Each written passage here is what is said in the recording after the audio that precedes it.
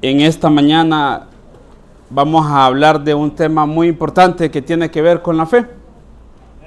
Pero ahí donde estás te voy a pedir que cierres tus ojos. Y di, ahí en tu vida di, Señor, acomoda todo lo espiritual a lo espiritual dentro de mi vida. Que sea tu palabra, Dios, vivificando todo mi ser. Y que lo que ha sido imposible hasta este momento se vuelva posible. Señor, abre una vez más en mi interior todo aquello que se había cerrado para poder tener fe. Amén. Vamos a hablar de algo muy importante. Dios puso una palabra en mi corazón y en mi espíritu hace mucho tiempo.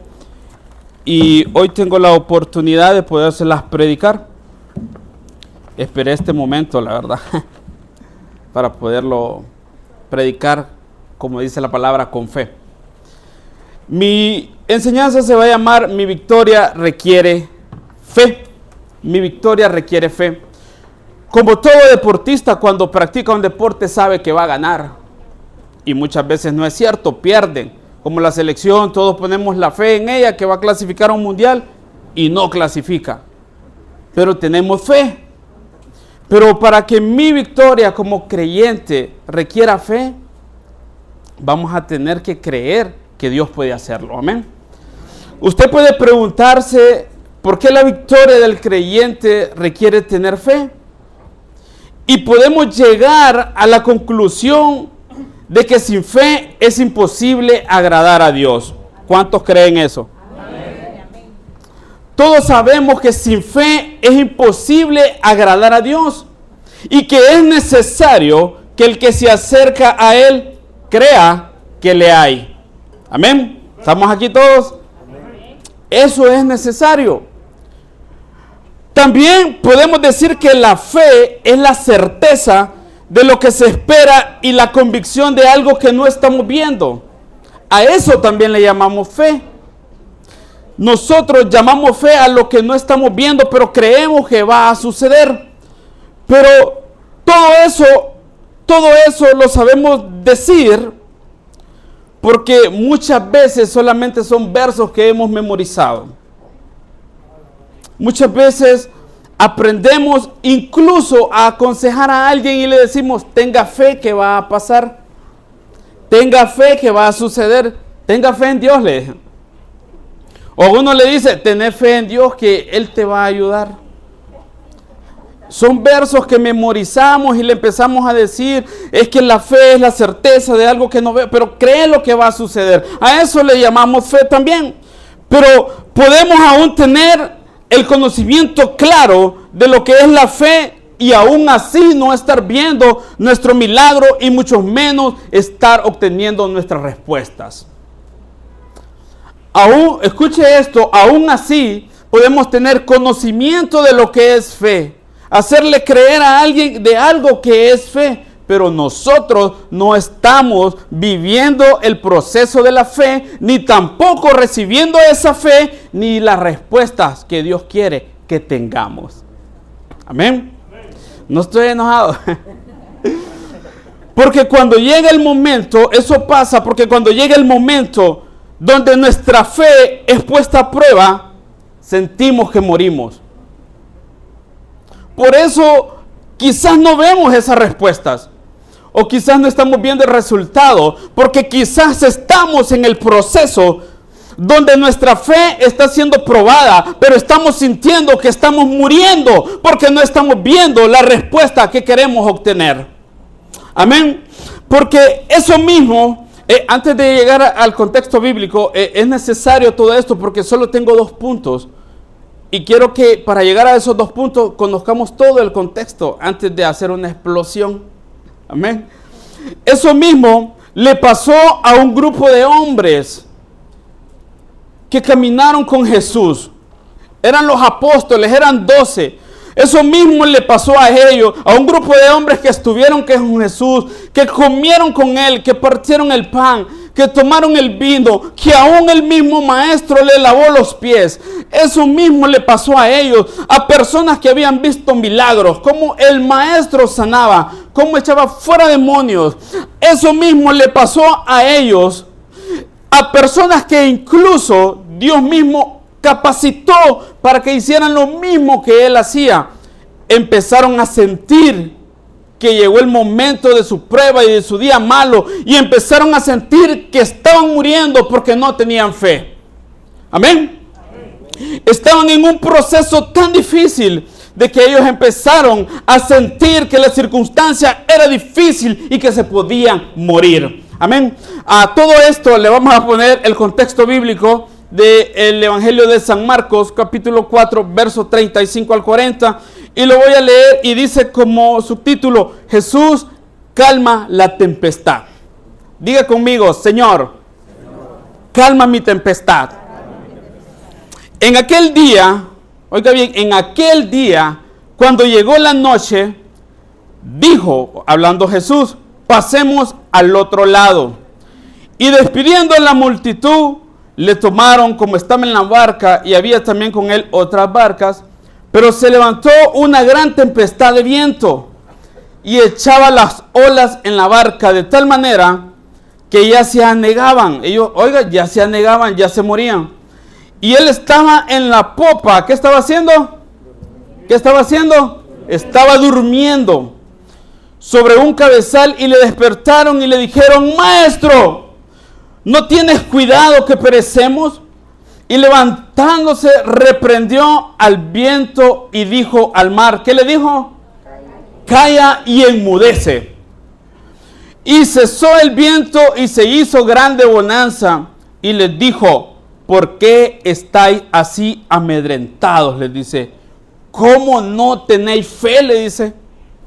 ¿Cómo le dijo? ¿Cómo no tenéis fe? Entonces temieron con gran temor y se decían el uno al otro: ¿quién es este que aún el viento y el mar le obedecen? No se alegran por eso. ¿Quién es este?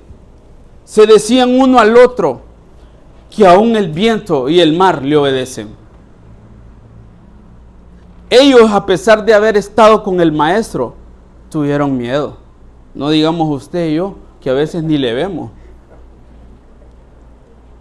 Dice que ellos se amedrentaron en gran manera y sentían que iban a morir, porque en estos versos nos enseña que los discípulos presenciaron una crisis de fe y de temor. Porque Jesús mismo lo voltea a ver y le dice: ¿acaso no tenéis fe? Le dice, dándoles a entender que ellos eran capaces de poder reprender la circunstancia que estaba pasando. Por eso se sorprende y los confronta y les hace esa pregunta. Pero a pesar de que ellos eran pescadores experimentados en navegar en aguas turbulentas, tuvieron miedo. Ellos estaban acostumbrados, hermano, a estar en situaciones lluviosas haciendo su pesca. Estaban acostumbrados a que constantemente su barca se llenara de agua, fueran azotados por los vientos, y aún así no tener miedo de tirar su red y poder pescar, porque eran pescadores experimentados. Pero tuvieron miedo, no de hundirse, tuvieron miedo de morir, porque despertaron al maestro y le dijeron: Jesús, ¿acaso no ves que estamos muriéndole, que nos estamos muriendo? Y Jesús solo se levantó y reprendió el viento y mandó callar al mar. Qué lindo, ¿ah? Y la tempestad azotaba sin piedad y quería hundir esa barca. Puede ser que en este momento usted, hermano, esté hoy aquí en este lugar, montado en la barca de su vida, montado en el proceso de su vida, y se está hundiendo. Puede que usted hoy esté aquí en esta mañana, sentado en esa silla, esperando una respuesta a un milagro de Dios, y no llega, porque siente que el milagro es más fuerte de quien puede resolverlo. Quizás hoy usted le está diciendo: Señor, despiértate y sálvame, como lo decía David. Y usted está hoy ahí sentado y quizás siente que la tempestad es muy fuerte. Amén. Gloria a Dios por eso. Quizás está aquí hoy sin darse cuenta que hoy va a tener su respuesta.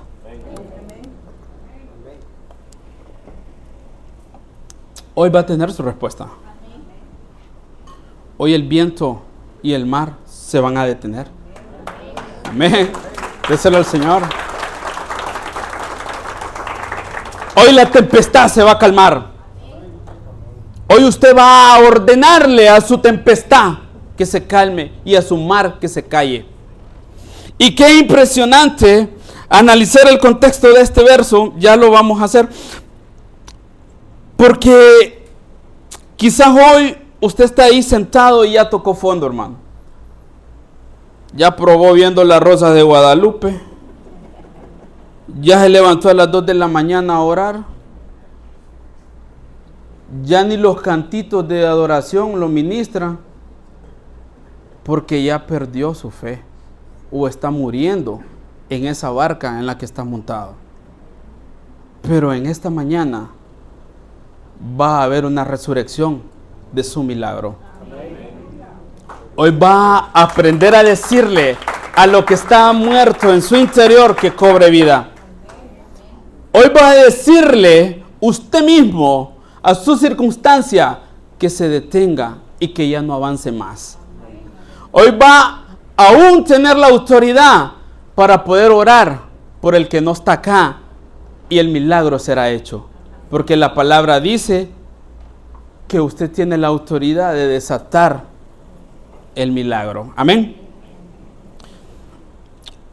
Hoy vamos a decirle a Jesús que se despierte en nuestras vidas para que podamos tenerlo en nuestro encuentro y poder navegar con Él en nuestra barca. Vamos a analizar algo. Yo leía el verso una y otra vez y yo decía, Señor,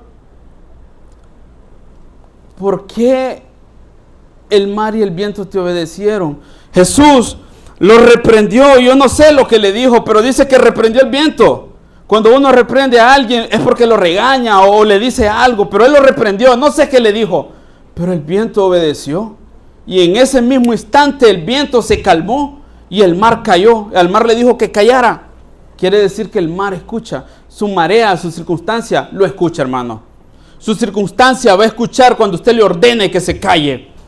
Su circunstancia va a oír cuando usted la mande a callar. Su circunstancia tiene que obedecerle porque usted tiene la autoridad de Dios para reprenderla. Amén.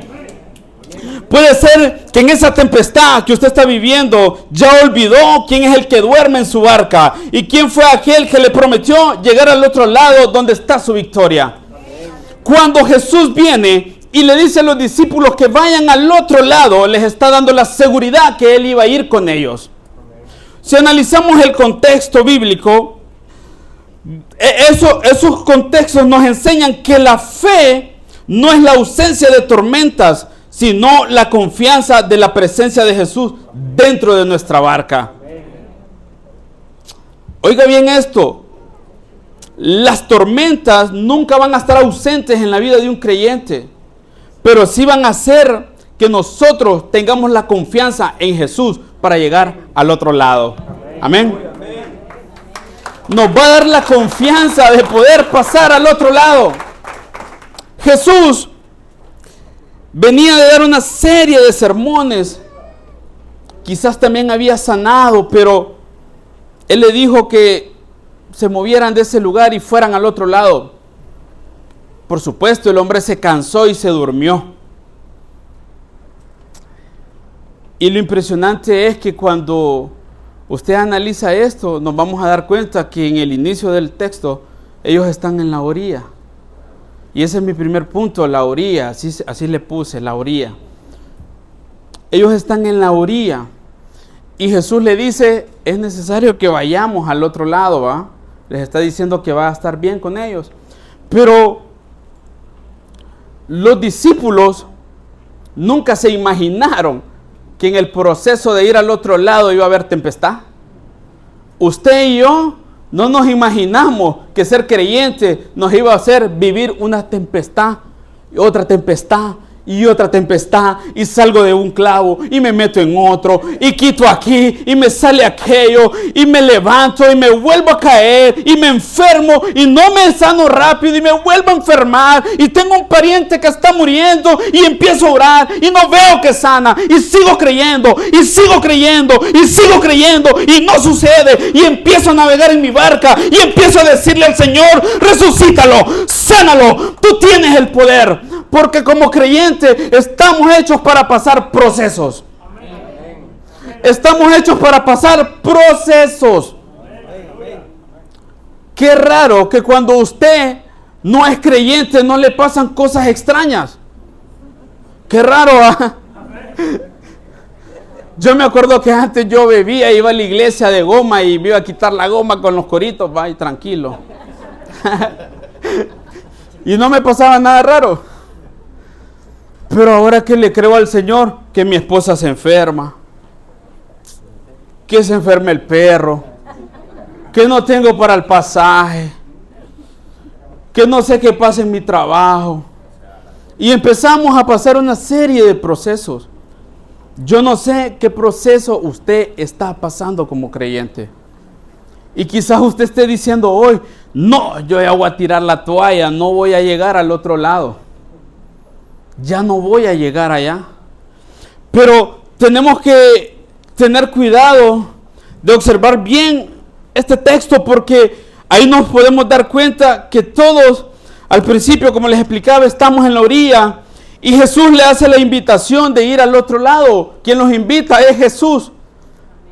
Qué increíble, va. Jesús invita a los discípulos y dice: vamos al otro lado, como que ya sabía lo que iba a pasar, va. Analícelo el texto. Qué increíble, va. Marcos 4:35, y lo puede buscar en otras versiones. Y yo me imagino que Jesús dijo: ya van a ver estos manes, a ver de qué están hechos. Ahí le dice a usted: ya voy a ver si es cierto que tenés fe. Mañana te despide. No te van a subir el salario, y a todos se los vieron. Vamos a ver si es cierto que tiene fe para resucitar a alguien. Se le muere el perro, hermano, y ora y no lo resucita. Vamos a ver si es cierto que tenés esa fe, le dice. Y usted postrado aquí: Señor, dame de beber, dame de tu fe. Y cuando esté en la prueba: Señor, quítame eso, lo reprendo en el nombre de Jesús. La orilla representa el lugar seguro para los discípulos. Ellos en la orilla no tenían problema, estaban tranquilos, solo alejaban a la gente que no se subiera a la barca a molestar a Jesús, ¿va? Estaban seguros, estaban tranquilos. La orilla era el lugar seguro para ellos, pero no había crecimiento. En la orilla ellos no tenían crecimiento espiritual. Usted en la orilla no crece. Esto es como aquello, me pasa por experiencia, como los que no pueden nadar, no se divierten cuando ven a todos bañar, ¿va? ¿Les ha pasado, va? Uno solo mira cómo se tira y le dije: venite, está sequito. Le dije: no, tengo miedo. Gloria a Dios. Es increíble. Cuando uno está en la orilla, a mí me ha pasado, yo estoy en la orilla y estoy seguro, que eso, man, es pesado, pero me siento seguro porque siento que no me pasa nada. Pero no pierdo mi miedo, no pierdo mi temor, no pierdo esto que me detiene a saber si lo puedo hacer. El lugar seguro de los discípulos era la orilla. Quizás ese pueda ser su caso, sentirse seguro, pero sin ningún crecimiento espiritual alguno. Quizás usted está seguro porque va al grupo, viene un domingo sí, 4 no a la iglesia, 2 martes de oración al año y está tranquilo, usted en la orilla, pues. No le dicen que sirva porque usted está en la orilla y está bien, no pasa nada. Tiene la misma fe, el mismo avance, todo marcha seguro. Pero el problema es, hermano, no el problema, sino que el proceso es cuando usted acepta a Cristo.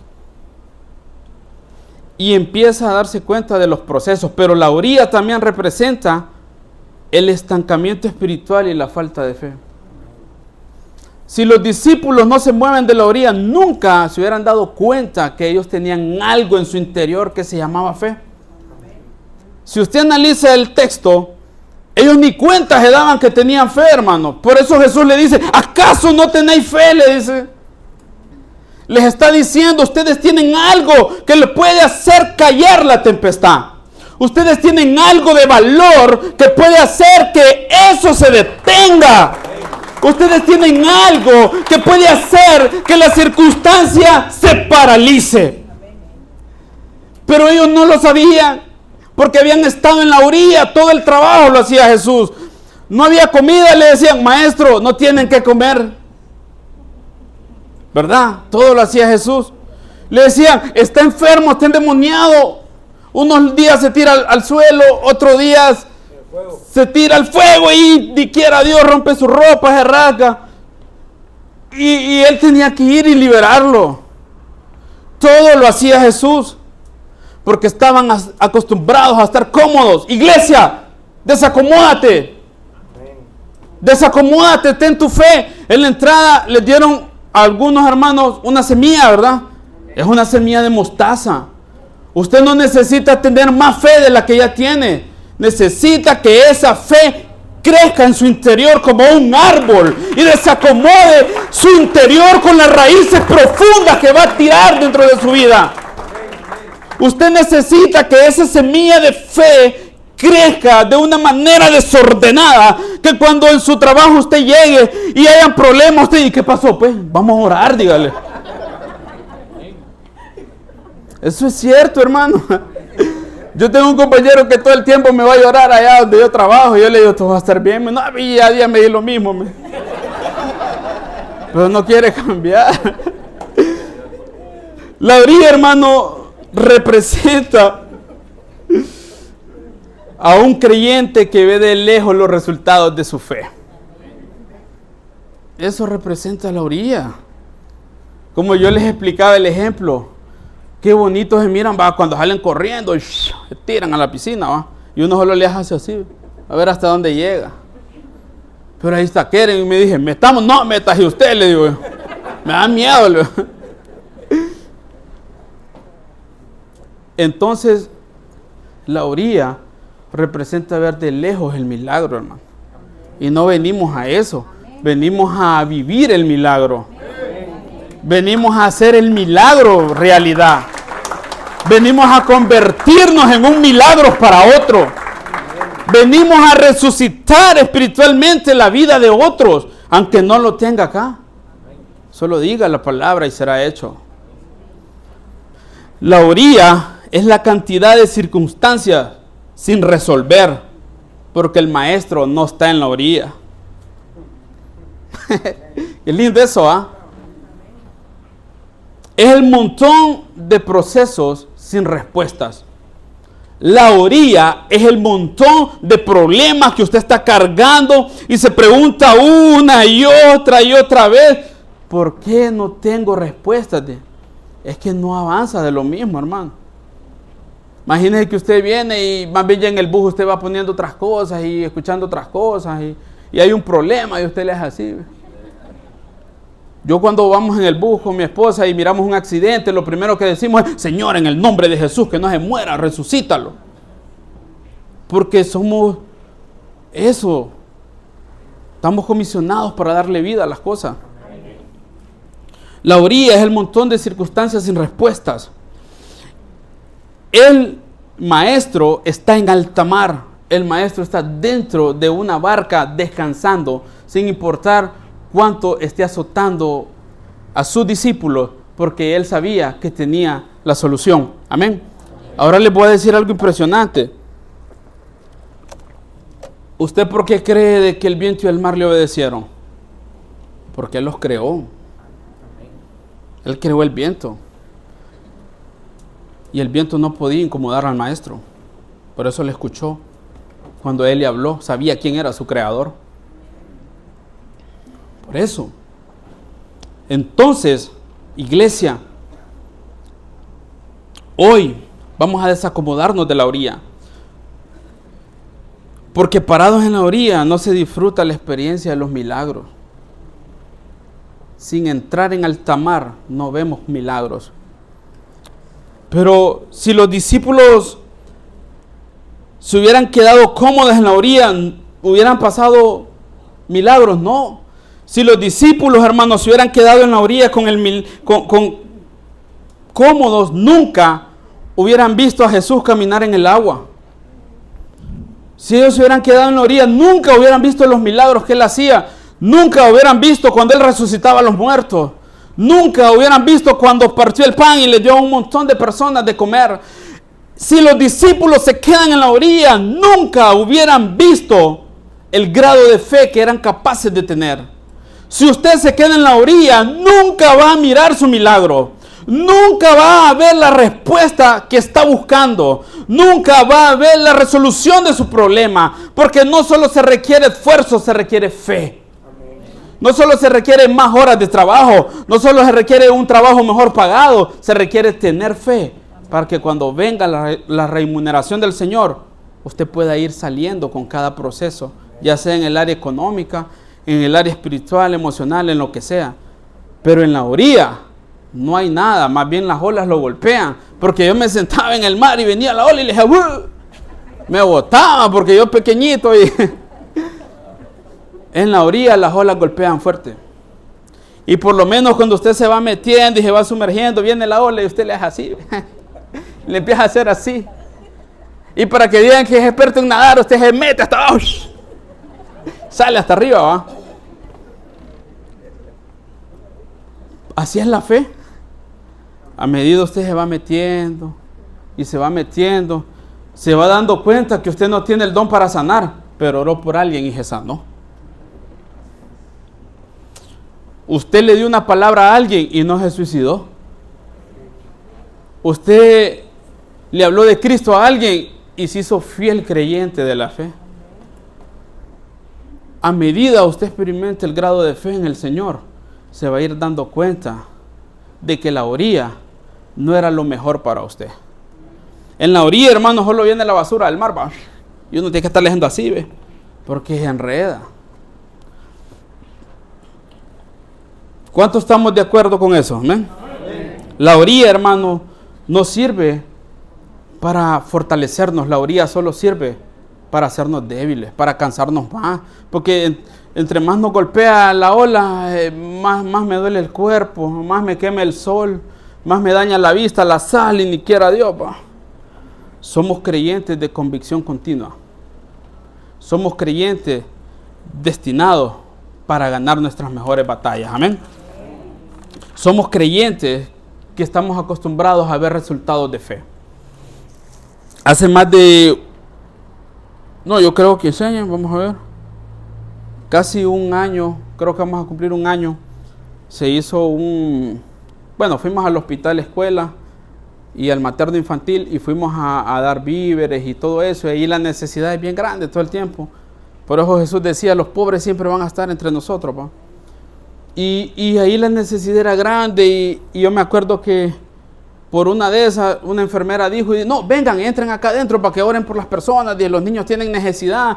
Yo me acuerdo que andaba con mi esposa y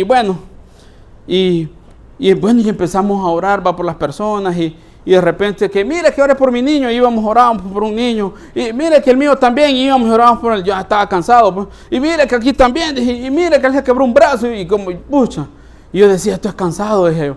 Pero en una de esas, ya nos íbamos a ir y en lo que voy caminando,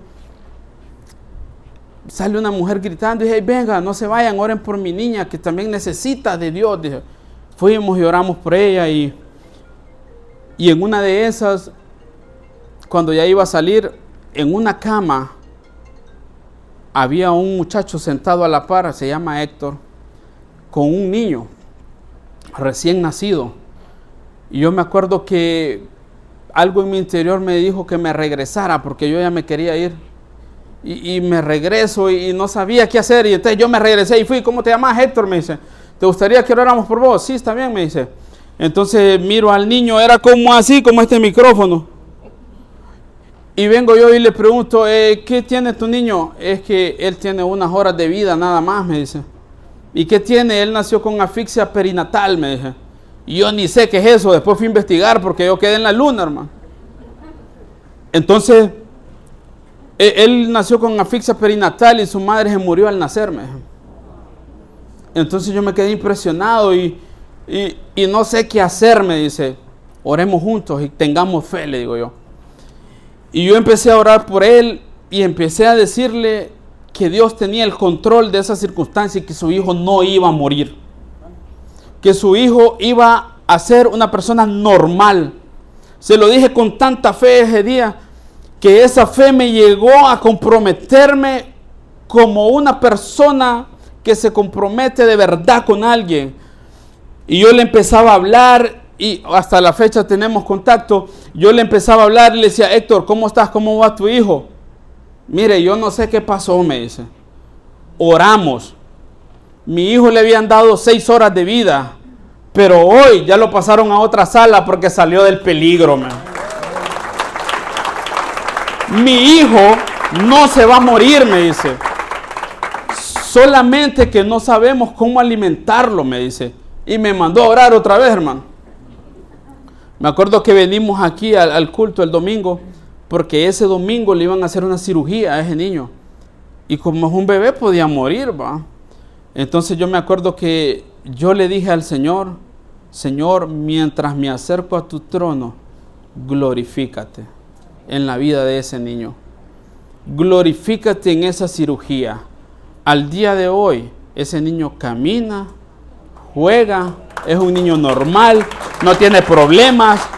Y Héctor me dice a mí, Oscar, nunca había conocido personas comprometidas como ustedes. Ojalá que algún día pueda estar aquí él y dar testimonio de eso, porque cuando yo oré por él, lo primero que le dije, cuando el milagro suceda, ve y cuéntalo. Corre y díselo a alguien, le digo.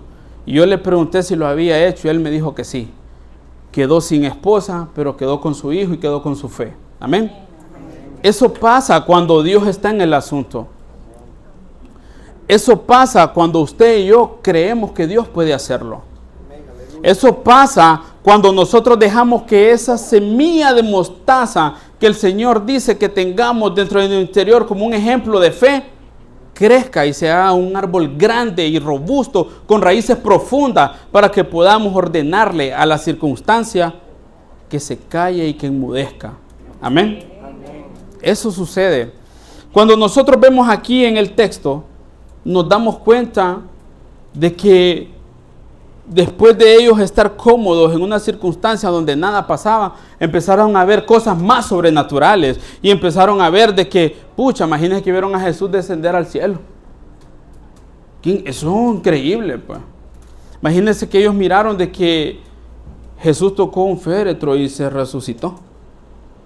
Que Jesús murió y resucitaron muchos cuando Él se fue. Entonces, ¿quién quita que usted, hermano, hoy le hable a la circunstancia y le ordene que se calle y que ese mar se quede en silencio? Amén. Mi segundo punto se llama calla y enmudece. El primero se llamaba la orilla. El segundo se llama calla y enmudece. Los discípulos habían visto a su maestro hacer muchas cosas sobrenaturales. Usted analiza bien los contextos. Ellos habían visto a Jesús hacer milagros, sanidades, echaba fuera demonios, ni quiera Dios. ¿Qué no hizo Jesús, pues? Usted mira las películas y, pucha, eso no lo había visto, dice usted. Lee la Biblia y eso no lo había leído. Hizo grandes cosas, pues. Yo el otro día estaba leyendo y me impresioné porque ya lo había leído y no me recordaba. Dice que Jesús, cuando Él estaba en vida y le llevaban los enfermos, le llevaban los paralíticos, le llevaban los cojos, le llevaban los mancos y salían sanados, ¿va? Entonces a mí me dio la idea que Jesús hacía que le resucitara una vez más las piezas del cuerpo. Todo eso hacía Jesús. Los discípulos lo habían visto hacer todas esas cosas, pero nunca, jamás nunca lo habían visto que Él le hablaba al viento y al mar. nunca habían visto que Jesús reprendía el viento y al mar lo mandaba a callar. Ellos nunca habían visto eso. Por eso cuando ellos vieron que Él hizo eso, dice la palabra que se sorprendieron.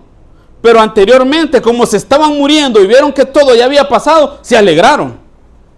Primero se alegraron y después se asustaron y dijeron entre ellos, ¿quién es este? Decía. El uno al otro decían, ¿quién es este? Que aún el viento y el mar le obedecen. Ellos, hermanos, como nunca habían visto ese grado de autoridad que Él tenía, quedaron asustados. Y ellos caminaban 24/7 con el Maestro. Ellos miraban todo lo que Él hacía, hasta miran qué comía, pues. Pero nunca. Y entonces yo me hago, pucha, ese Jesús era estratégico, lo llevó al alta mar y allá les iba a enseñar lo que Él podía hacer, ¿va? Imagínense que Él caminaba en el mar y de extremo a extremo. Yo me pregunto cuántas horas caminó Jesús en el mar, pues no lo sé, no dice la Biblia. Pero Pedro se sorprendió y dijo, yo quiero caminar también, dijo. Y se hundió, perdió su grado de fe, pues. Pero yo hoy le digo a usted, iglesia, dígale a su tempestad, cállate, cállate. Yo no soy lo que dices que soy. Yo no voy a hacer lo que quieras que haga. No seré dueño de este mundo, seré dueño de Jesús. Yo no voy a hacer lo que quieras que tú hagas hoy. No importa si hay circunstancias que te provocan depresión, ansiedad, estrés, insomnio, no puedes dormir. No sé lo que estás viviendo, pero dile, cállate, cállate, cállate. No tienes derecho legal sobre mí. No tienes poder sobre mí. Pero nunca antes, como les escuchaba, los discípulos habían visto que Jesús le hablaba a la naturaleza. Yo me imagino que haber dicho, pero wow, yo quiero eso también. Yo quiero hablarle al viento. Y anteriormente yo leí y dice que Él les dio autoridad para ir, sanar enfermos, echar fuera demonios, y etcétera, etcétera. Por eso Jesús le dice, ¿y acaso no tenéis fe? Le dice. Se sorprendió que ellos no tenían esa autoridad. Es tiempo de decirle a su tempestad, enmudécete, porque yo llegaré al otro lado. Jesús los invita a que dentro de la barca que Él está, ustedes vayan a la otra orilla. Que ustedes vayan junto con Él a la otra orilla. Amén. Si no aprendemos a mandar a enmudecer lo que está robando nuestra fe, vamos a ser personas o creyentes fluctuantes en las cosas de Dios. Si no aprendemos, oiga bien, a mandar a enmudecer lo que nos está robando la fe, vamos a ser personas fluctuantes en las cosas de Dios. Dios no quiere que nuestra relación, Dios no quiere que tengamos relación con nuestra tormenta. Dios no está interesado en que usted ya se haya enamorado de su proceso y ya esté acostumbrado a vivir ese mismo proceso. Hay personas que dicen, no, si es que nosotros somos pobres, dije, eso solo es para los ricos, dije. O si no dice, yo dice, con tal tenga trabajo, arroz y frijoles, suficiente. Pues los frijoles aburren, hermano. Los frijoles aburren también. Lo que les quiero decir es esto. Estamos acostumbrados, como en el encuentro, 5 de oración, 5 de adoración, 5 de adoración, no, si no leen la Biblia, 5 de adoración, 5 de adoración, son 15 de adoración. Entonces nos relacionamos con nuestra tormenta y cuando viene el problema, hermano, ay Señor, ayúdame, aumenta mi fe, dame más fe. Como que si no tuviera fe, hermano. Entonces nos volvemos creyentes fluctuantes. Dios no quiere que tengamos relación íntima con nuestro problema. Él está interesado en que nuestro problema no esté dentro de nosotros. Dios no quiere una relación de tú a tú con nuestro problema. Él quiere que le enseñemos que nosotros tenemos la autoridad para hacerle callar. Porque es tiempo de callar las voces extrañas que atormentan y que te sacan del propósito donde Dios te puso. Es tiempo de hacerle callar a las circunstancias que te quieren sacar del propósito de donde Dios te tiene. Imagínese, hermano, que usted, solo le voy a hacer esta analogía. Si Satanás fue capaz de engañar a una parte de los ángeles del cielo que estaban allá delante de Dios, fue capaz de engañarlos y para que estuviesen con Él, ¿qué no va a hacer con usted, hermano, si no lee la Biblia, si no ora, si no busca la intimidad del Señor, si no le cree a Dios? ¿Qué no cree usted que Él va a hacer con usted, hermano? Lo va a desarmar, lo va a destruir, lo va a hacer pedazos, lo va a matar, y después hay que volver, hermano, a creer nuevamente con fe. Y a veces no es necesario sufrir tanto en la orilla, pudiendo estar en alta mar, en la barca con el Maestro. Amén. No es necesario sufrir de pan cuando el que lo tiene le prometió que usted iba a comer del pan, que nunca iba a tener hambre jamás. ¿Por qué sufrir por beber del agua de vida que Él ha prometido que usted iba a tener aquí en esta barca? ¿Por qué sufrir de esa agua? ¿Por qué sufrir, hermano, de no ver sus milagros? Yo se lo digo por experiencia. Yo he vivido momentos donde he salido corriendo con mi esposa y que vamos al doctor y Dios me bendice y no hay que írselo a dar al doctor porque Él lo necesita más que mí y ni quiera Dios, hombre. Y yo la miro que ella enferma y yo oro y le digo, Señor, dale unos pulmones nuevos. Y no, hermano, más enferma. Pero he tenido la dicha de ver que el proceso que yo he vivido, el Señor me ha ido enseñando día a poquito, que el proceso, Él es el que gobierna. En mi proceso, Él es el que gobierna. Y yo le digo, yo últimamente, yo le hablaba y le decía, Señor, yo quiero ver el milagro. Es que no es lo que vos querés verme, es lo que yo quiero enseñarte a ver.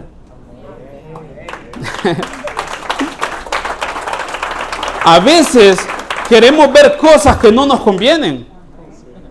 A veces queremos ver cosas también de Dios que no estamos preparados para ver. Por eso Dios dice, es lo que yo te quiero enseñar a ver. Entonces, como creyentes, a veces nos pasa que tenemos que aprender a pasar procesos. Yo me acuerdo que yo le he dicho a Dios que quiero ver tantas cosas, va, y leyendo ahí me decía, es que ni has empezado, papá, a navegar en la barca conmigo. Ni siquiera has empezado a creer lo que yo puedo hacer con vos y ya querés verlo. Amén. Es tiempo de que nuestra fe provoque milagros. ¿Cuánto están acostumbrados a que les cuenten milagros? Yo hasta los he visto en la tele, hermano. ¿Cuánto está acostumbrado? Pero ya se acabó ese tiempo. Es tiempo de que nosotros provoquemos o seamos el milagro en alguien. Es tiempo de que nosotros dejemos que el milagro suceda, porque Jesús no negoció con la tempestad. Él solo la mandó a callar y le dijo, enmudécete, y al viento lo reprendió. Porque hay momentos que la única forma para salir de la tormenta es tomar autoridad y mandarla a callar y mandarla a enmudecer, porque eso se logra entregándote al Espíritu Santo. Es tiempo, hermano, de que usted ponga activa la promesa que Dios le dio. Hay un contexto, yo lo explicaba el otro día, donde los discípulos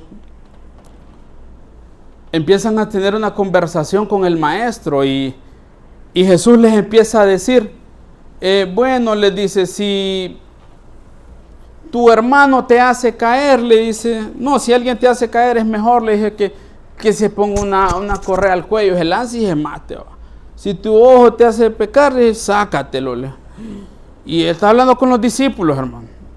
Después viene y le dice, si tu hermano pecare contra ti, dije, perdónalo, le dije.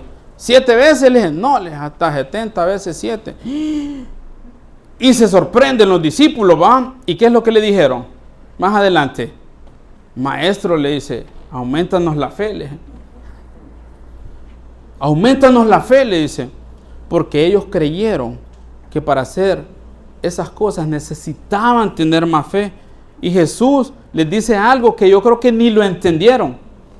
Viene Jesús y les dice,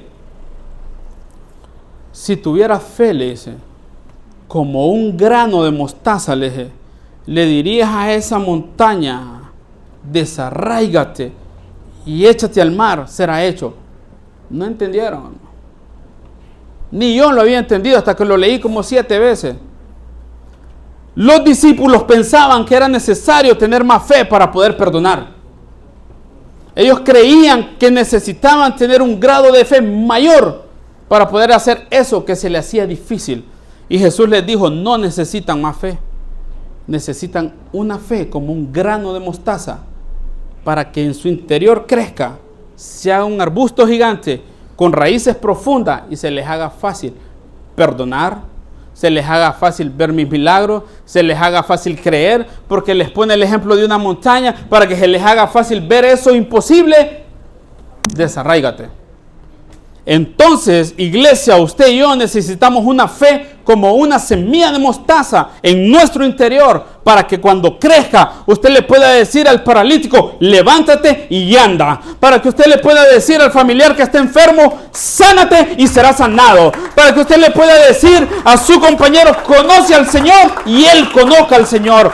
Que usted pueda decirle a lo imposible que va a ser posible y sea posible. Para que usted le pueda decir a la depresión, no más en mi vida. Para que usted le pueda decir a todo aquello que lo hace, en vez de estar gozoso, que lo hace llorar, usted le pueda decir, detente, no tienes más poder sobre mi vida, no tienes más dominio sobre mí. Para que le pueda decir al pecado, no vas a destruirme, no prevaleces en mi interior. Para que usted le diga a sus pensamientos que le hacen sentir inseguridad, vete, Jehová te reprenda, yo tengo la mente de Cristo. Pero eso, hermano, se requiere una relación con el Espíritu Santo y su grado de fe. Amén. Toda tormenta tiene oídos para oírte. Todo proceso puede oírte. Todo lo que tiene vida puede oírte, porque Dios le dio la autoridad al hombre de gobernar sobre la tierra. Todo eso puede oírte, porque es tiempo que le hables y le digas, cállate, enmudécete. Enmudécete, circunstancia. Es tiempo que le digas, ya basta. Ya basta. Yo le he dicho muchas veces, ya basta, enfermedad. Vete del cuerpo de mi esposa. Ha habido veces que yo le he dicho, Señor, tú me has prometido verla con vida. Ahora cállate y vete de este lugar, enfermedad. He tenido la autoridad de poderle decir muchas veces a sus dolores de cabeza, en el nombre de Jesús, desarráigate y échate al mar. Y eso ha sucedido. Y después ella viene y me dice con gran bonanza, ya no me duele la cabeza. Ya no me duele la cabeza. Han habido momentos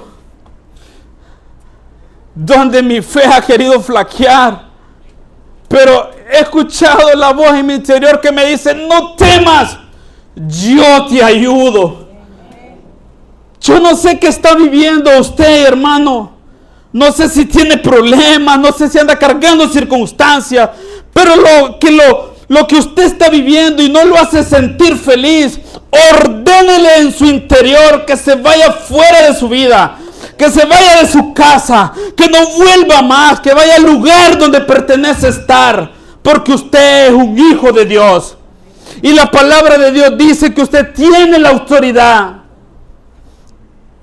Los discípulos hicieron grande bonanza, no sé qué hicieron, no sé cuánto fue el grado de alegría, pero cuando una persona recibe un milagro se goza. Cuando una persona recibe un milagro salta. La Biblia dice que el cojo saltaba, que el mudo hablaba, el ciego miraba y el sordo oía, y daban gloria a Dios. Y usted que está completo, no sé qué va a hacer. No sé qué va a hacer, pero su grado de fe tiene que aumentar hoy. Amén. Su grado de fe tiene que ser mejor de lo que había estado siendo. Su grado de fe hoy tiene que echar raíces profundas en su interior. Y no mañana, a partir de hoy, usted pueda decir, ya no soy más esa persona que fui hace unas horas. Yo soy un hijo de Dios con la autoridad del cielo. Amén. Satanás levantará siempre su tormenta para amedrentarte. Satanás va a estar disponible para quererte destruir. Algo que el pastor decía el otro día, que lo ha atesorado mucho en mi corazón. Él decía, el mundo no va a tener compasión de los hijos de Dios. Y eso es verdad. El mundo no tiene compasión de usted. Satanás no lo quiere. Satanás no lo quiere, pero él está encargado en destruirlo. Porque dice que él vino a matar, hurtar y destruir lo que Dios creó. Usted.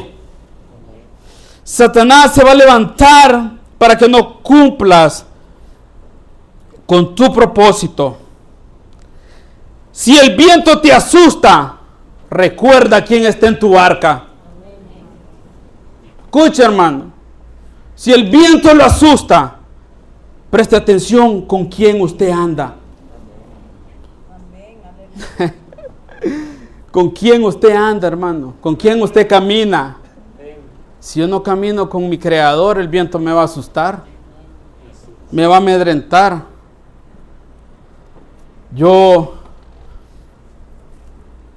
creo que Él tiene el poder para hacerlo hoy una vez más. Yo no sé si usted está enfermo, si no está enfermo, pero lo que sí sé es que Él tiene sanidad. Yo he vivido procesos donde he visto cómo Dios obra en mi casa. Yo he visto, hermano, yo le contaba a Eduardo el otro día y después analizaba y le decía, yo nunca he visto milagros. Le dije, no, hombre, hermano, una vez la aguja del carro le dijo así. Fue un milagro, hermano. Ahí está mi esposa. Solo le dijo así. La gasolina, hermano. Imagina, ¿va? Yo no sé qué milagros usted ha visto, pero yo sé que si nos ponemos a contar de todo lo que Dios ha hecho, vamos a hacer otro culto. ¿Verdad? Y si también nos ponemos a contar de nuestros males, me hacen un rezo, dije aquel. Pero las bonanzas de Dios hay que contarlas. Amén. Yo me acuerdo que yo le decía al Señor, Dios, yo no sé si tengo don para sanar, pero los perritos enfermaban y yo los agarraba y los acudía en el nombre de Jesús. Tu palabra dice que todo lo que respira, alabe a Jehová, salía Lala corriendo. Nosotros tenemos el poder de la palabra. Tenemos el escudo de la fe. Tenemos la promesa más segura que es la palabra. Tenemos autoridad. Tenemos autoridad. Pero yo no sé qué viento lo asusta. Yo no sé qué viento azota su tempestad. Perdón, no sé qué viento azota su barca. No sé qué está esperando hoy. ¿Qué vino a esperar de Dios? Dios tiene restauración familiar. Dios tiene libertad para el pecado. Dios tiene vida. Dios tiene resolución de problemas para su trabajo. Dios tiene lo que usted busca. Dios tiene el poder para hacerlo una vez más. ¿Cuántos quieren que Dios lo haga? ¿Cuántos creen que Dios puede hacerlo? Yo te voy a pedir, hermano, que en tu interior tú analices tu vida en este momento. Cierra tus ojos. Ya estamos por cerrar esto. Yo soy bien práctico. Cierra tus ojos. Mira la barca de tu vida. Mira tu tempestad. Tal vez te está azotando. Te voy a invitar a que te puedas poner en pie. Yo no sé cómo has venido a este lugar hoy. No sé qué tan duro es el proceso que estás viviendo, estás pasando. No sé ¿Cuántas respuestas están retenidas en la orilla de tu vida? Pero hoy es tiempo de ir a aguas profundas en la fe. Yo no sé si estás enfermo, si estás constantemente en problemas. Si quieres recibir un milagro, ahí mismo en tu interior, dile a tu tempestad que se calle y que se enmudezca. Y que ese mar se calle. Ahí donde tú estás, empieza a hablarle y dile: depresión, vete en el nombre de Jesús. Depresión, vete en el nombre de Jesús. Yo le ordeno a los aires espirituales de este lugar que se sometan a la voluntad de Dios. Yo declaro que el ambiente está preparado para que tú hagas lo que tengas que hacer, Jesús. Paséate en medio de tu pueblo y aliméntalo de lo que tienen necesidad. Mira tu circunstancia y dile que ya basta. Tú no naciste para morir ahí. No naciste para morir en ese proceso. No naciste y no fuiste creado para sufrir constantemente los ataques del enemigo.